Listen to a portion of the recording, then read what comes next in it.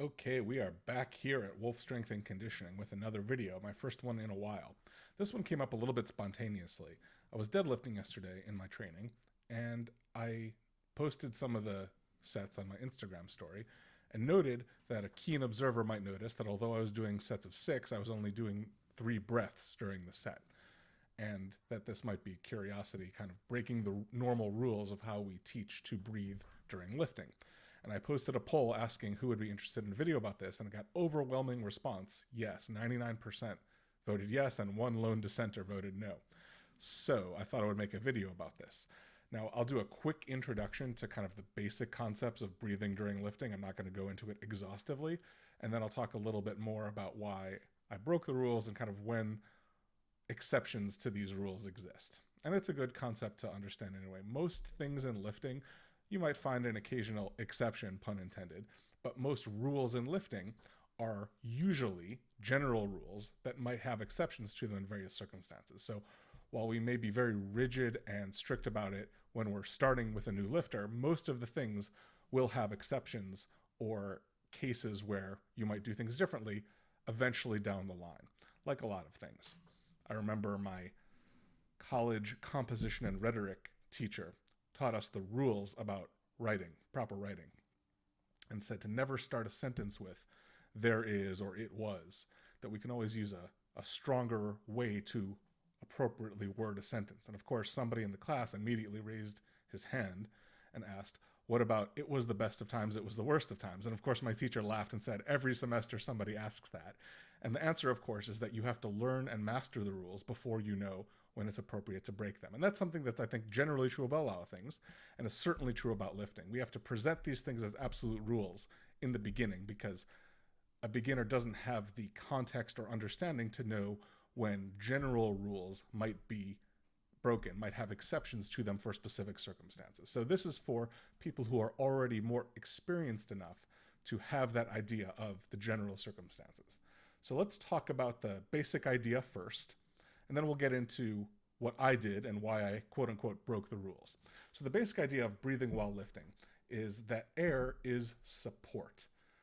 If you take a big breath in, fill your lungs up with air, and hold it during a rep, that air provides support. It makes a more rigid torso column through which force can transmit and transfer more efficiently. The practical outcome is you can lift more weight that way. It's a more efficient force transfer when you have a big breath held in. Some people will call it higher intra-abdominal pressure. This is part of the reason why belts also work.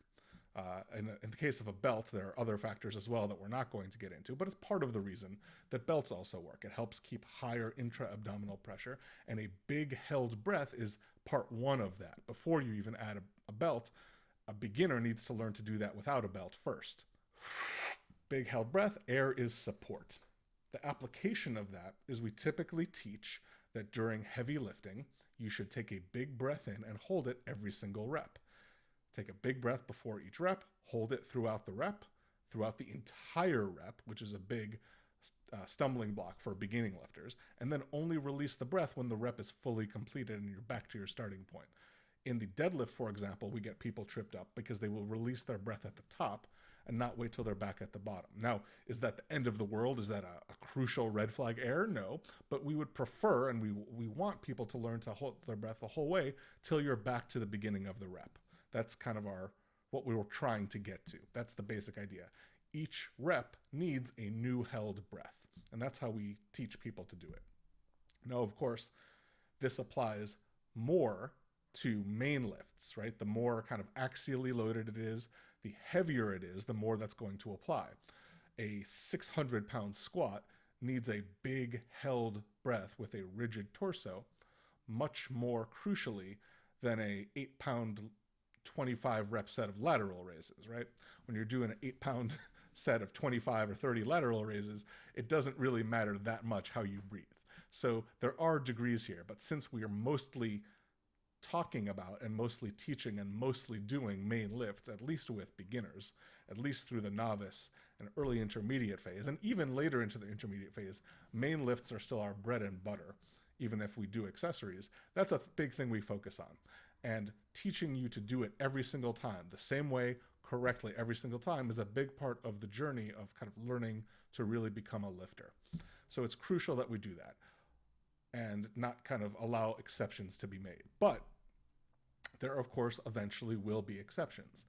And I'm going to show briefly what I did here in the deadlift yesterday and compare it to a deadlift that I did about a week and a half ago where I followed the rule. And we'll talk about why. We'll talk about how that applies to the kind of the whole exception to the rule thing. And then maybe we'll give a couple other examples as well. Okay, here we are with me following the rules. This is a deadlift I did last week. This is a PR set of 3 in which I do exactly as I described earlier. I take a big breath and hold it before each rep. So let's take a look at what that looks like. See, big breath, hold. Notice I hold all the way till I'm back at the bottom. And this is a big point that a lot of people neglect to do. Again, it's not the end of the world, but it's preferred. Again, at the bottom, big breath, hold at the top, and then back down. And then I'm done with the set. And I was pretty happy with that. That was a lifetime PR by about 17 pounds, if I remember correctly. It moved real well. Looked like I could have done a couple more if I wanted to, but I was happy there for the day. And of course, wearing the famous Mike Tyson, everyone has a plan until they get punched in the face shirt makes it even cooler. So this was a very typical example of following the rules. Big breath for every rep, held until you're back at the starting point of the next rep, and done very, very definitively. Again, if you look, you don't even need the sound on to see. You can clearly see I'm taking a big breath. You can clearly see I'm holding it at the top. Again, at the bottom, you can clearly see I'm sucking in air and then clamping down on it. It's very obvious, and this is how it should be. Even if you're only deadlifting 135 pounds, it should be very, very clear to everybody who's paying attention that you're taking a big breath and holding it and locking it in.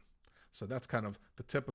Okay, and here we are with the next video. This is me yesterday, my first set of deadlifts. I was doing sumo deadlifts here, and you're going to see that I take a breath only every other rep. So let's take a look. Let's turn that sound down. So look at the bottom, no new breath. I just go right into the next one. But at the bottom of here, you see I stop, breathe, re-squeeze. Here, no new breath, right into the next one. Stop at the bottom, reset, rebreathe, and go. So here you can see I disobeyed my own rules. I took a breath only every other rep, not every single rep. So I didn't disobey the rule in that I kept my breath held throughout all the reps, but I did disobey in that I didn't do it every single rep like I talked about before. For example, this is 405, so it's a little bit more weight, but you're going to see the same concept. Big breath and squeeze. Watch at the bottom. No new breath. I just go right into the next one with a quick adjustment to make sure I'm in the right position. Same thing again. At the bottom, breathe out, breathe in, squeeze up, and do the last 2 reps on that same breath.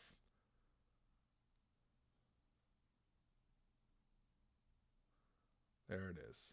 I got the timing off on my commentary a little bit, but you get the idea that throughout the set there, I was doing 2 reps on the same breath rather than doing a reset and rebreathe for every rep. And that's what you see there. So the fair question, of course, is what gives? Why did I do it this way? And that's where you have to understand this very, very simple concept. And that simple concept is once you're advanced, you understand how you can kind of skirt around the rules as long as you're still acting within the spirit of the rule. So the deadlift here, the reason I did the new breath every rep at 635 is because those 635 reps were slow enough and hard enough that I needed to take a full new breath at the bottom in order to preserve enough oxygen for the next rep. I might have run out had I not done otherwise. Had I done otherwise, had I tried to go through and do multiple reps. But when I can deadlift 635 times 3 that quickly, probably showing enough strength to deadlift 635 times 5, how hard is it going to be to deadlift 405 times 6? It's going to be pretty easy. It's an off-season easy work set, those 405 reps, those 365 reps, right? So the idea is I can do them quickly enough that I have, and easily enough, that I have enough air left in to do the next rep while still maintaining that big air rigidity, that big air torso rigidity that I got by taking that breath in. And the easiest way to really demonstrate this to newer lifters, not very new lifters, but after a few months, you can actually start doing this on the bench press. The bench press is the first area we introduce this quote unquote breaking of the rules, where you start to be allowed to do multiple reps on the same breath. And the idea is, even for a relative beginner, not your first week, not even your first month, but probably for most people, a few months in, you can get the hang of it enough that you can take that one big held breath and pop out 2 reps on the bench, because the bench press has a short range of motion and goes pretty quickly. Most people can learn to do that within a few months of beginning lifting. So it's really just the same concept here on the deadlift, that I quote unquote broke the rules, but what you have to understand is I didn't break the concept rule. I just broke the basic application rule, but I still held to the concept. And again, the concept is what? When you're lifting a heavy weight axially loaded, you want big air support for the torso rigidity, for the efficient force transfer. If it's easy enough, I can do that by doing multiple reps on the same breath, and that big air is still held in. I'm in no danger of losing my air, and I still get the torso rigidity. I still get the efficient force transfer. I just don't have to stop and breathe as much. So the set is not a pain in the butt to do for that reason. So the concept I'm still adhering to, and that's a very, very important point for a lot of this lifting stuff that really I have found overall troubles people transitioning from kind of a newer lifter to a more experienced lifter stage. People get really, really stuck on these things, especially as they start to transfer out of the early intermediate phase. They never really break out of this way of thinking. It's something I've seen so many times, maybe I should make a separate video to address it. Another area where I see the same problem is warm-ups. People lifting for 2 years, 3 years, warm up the exact same way they did on day one, what their coach told them. And while there may not be anything grossly wrong with that, it usually is preventing them from understanding better ways to do it that work better for a 3-year experienced lifter than for somebody who's doing it in their first week. It's kind of like children. Right? Children don't really understand gray areas. So you have to make these very, very clear, brightly defined line rules. When you start lifting, in the realm of lifting, you're kind of like a child. You don't understand gray areas yet. So you have to be told a rule. Your rule is do an empty bar warm-up set, then do 40% times 5, and then do 60% times 3, and then do 80% times 2, and then jump to your work set. Well, the idea is that works great for a beginner because those jumps are perfectly fine and everyone can do them. But what happens when you're 3 years into lifting and your first work set is 425? That basic rule doesn't work anymore. But if all you've ever done is followed a checklist instead of understood the concept of the warm-up, which is to get ready for the work set without getting tired on the way there, you'll be doing a very suboptimal warm-up. The same thing is true here with the breathing. The concept of the breathing is more important than the rules that we teach you on day one. The rules we teach you on day one are that every single rep gets a big breath and hold. Well, what happens 3 months in when you can do 2 or 3 reps on the bench press on one breath? Because it's really easy. Right? I do a lot of my work sets on one breath. My heavy PR work sets usually take 2 or 3 breaths on the bench, but on the basic work sets, I do them on one breath often. So I'm still following the basic rule of big air, big support, efficient force transfer. I'm just doing it in a way that works better for me and is a little more efficient since I'm an experienced advanced lifter, who understands how to do those things. And you don't have to be that advanced to do it on the bench press. On the deadlift, I advise caution. You have to get to the point where you're doing work sets that are significantly submaximal. So that doesn't happen until a little later in your progression. Now, it doesn't take 20 years, but it happens significantly later than the bench press. So for me, a deadlifter over 700 pounds, when I'm doing sets at 405, I can do multiple reps per breath. When I'm doing sets at 635, I can't, so I don't even try. So could this theoretically apply to any lift? It could. You could do it on the squat with a light enough weight. The squat is the lift that I'm most dubious about it, but with a significantly sub-maximal enough weight relative to your max, you could do it. If you're a 600-pound squatter and you're doing, 3 sets of 8 at 365 that day, and you're, whatever reason you're accumulating volume, you're off season, whatever it is, you're probably can do 2 or 3 reps per breath without a problem. If you're a 600 squatter trying to do that with 550 and you're trying to do a PR double at 550, you're probably going to have a bad time unless you stop and take a breath between reps. So exactly where that point is going to be a little bit fuzzy, but if you're light enough, you can do it on any lift. I would say the bench is for sure the lift you can do it on first. The deadlift and press are pretty similar, and you have to be fairly advanced to get to that point, but not 20 years down. And the squat is where I'm most hesitant to do it, but there is a point where you can definitely do it. And of course, all of this, like I said at the beginning, applies most to main lifts. The more supplemental, the more accessory, the lighter, the less axially loaded a lift is, the more the breathing like this doesn't matter all that much. Like, people often get obsessed with timing their breathing during chins. It's just not that important during chins. So I would say, yeah, I mean, if you can time your breath right on the chins, it's good, but it doesn't matter all that much. It doesn't matter on your lateral raises. It doesn't matter that much on your curls. Not to say it doesn't matter at all, but there's so many other things you could be thinking about that might be better. If that's tripping you up, then don't worry about it. But on main lift, it's extremely important. People get it wrong and miss lifts and miss reps because of it, but there are exceptions to the rule.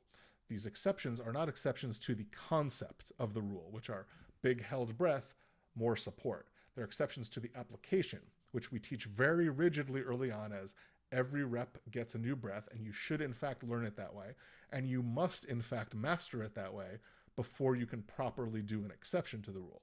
But after a certain amount of time doing it that way every time, a few months typically for the bench, longer for the other lifts, especially for the squat, you can learn, and there will come a time in your training where you're lifting light enough that you can do it a little more easily, a little more efficiently, still within the concept of the thing, which is the big air, the big support for the lift, but without having to stop and take a whole new reset and a whole new breath every single rep. So that's the idea here. Let me know in the comments if you have any questions, if you have any follow-ups, if there was something you didn't agree with, and hopefully you found this video useful and instructive. And I will get to another video sooner than I did last time. Thanks for watching.